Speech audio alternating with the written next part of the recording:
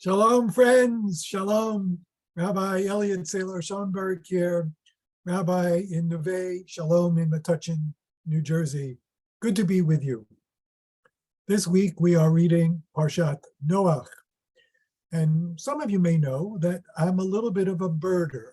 I have in my backyard 3 different bird feeders, take different kinds of bird food. I really enjoy watching the birds come and have a good afternoon and feast a little bit.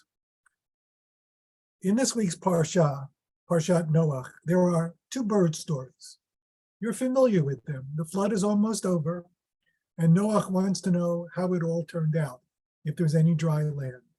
So first he sends out a raven, and the raven gives him no information because the raven does not return.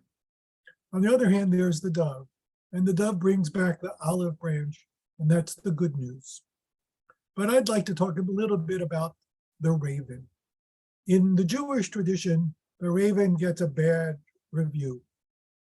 When in the Talmud, a teacher teaches and a student asks a question, and the teacher refuses to answer, we say in Aramaic, Arvan para, the raven has flown, the bird has flown, and it's come to mean that you're going to get no information here, just like with Noah and the raven in the Bible, no information.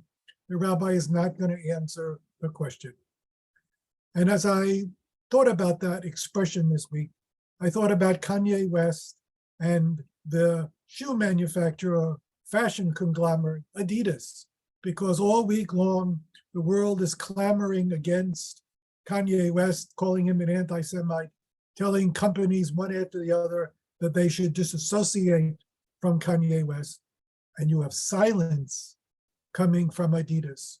You have Arvan Para. They have no answer. But towards the end of the week, I'm glad to be able to say Adidas did cut its connection to Kanye West and was able to denounce him as an anti-Semite, and they wanted nothing to do with him.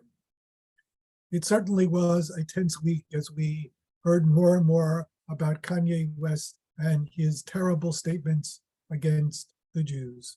But I am glad to hear that a company like Adidas, a German company with Nazi roots, was able to overcome and was able to kind of violate Arvan Para and to answer the question and to say that it would disassociate from Kanye West.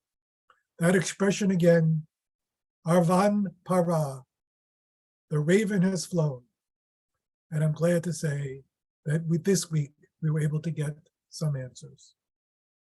Shabbat Shalom.